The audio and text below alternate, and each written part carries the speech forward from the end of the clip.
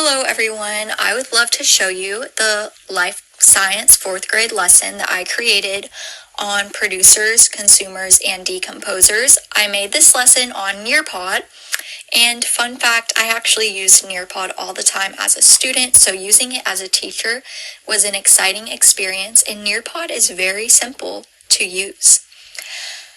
So here on my first slide, you can see the standards, and my second slide has student-friendly I can statements for students to read before they begin the lesson. And this is a teacher-led lesson because it's very structured. I'm obviously controlling the content that students consume and the questions that they answer, but there are some student-led features of this lesson, like the fact that students get to choose how they respond to questions. They have audio or video choice, so there is some student choice in this lesson.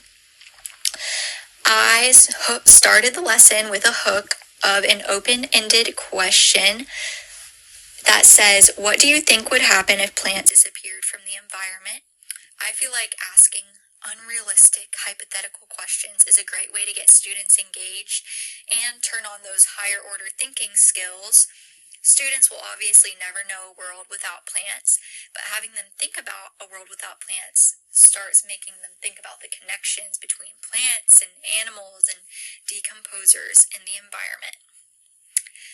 The main source of instruction in my video, in my Nearpod, is a video, over producers, consumers, and decomposers. This video is very engaging, and I added open-ended questions throughout the video where students can answer questions about the content that's going on in real time.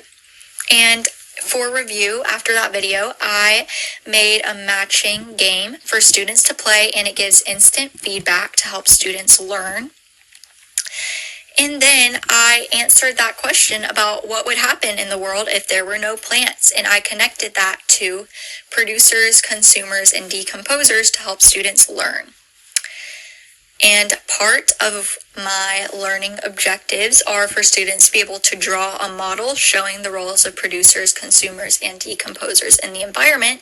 And Nearpod actually has a drawing feature where students can draw on their screens. So I utilized that along with a collaboration board where students can share what they learned at the end of the lesson, and they can read each other's responses.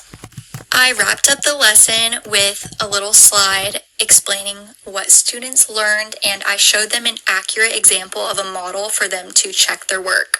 Nearpod's very accessible because it allows for audio recording over every slide with text, and it allows students to answer with audio instead of text.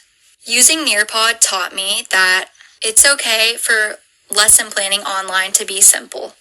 Nearpod is not only accessible for students, but it's accessible for teachers, and I would highly suggest using this platform to design lessons.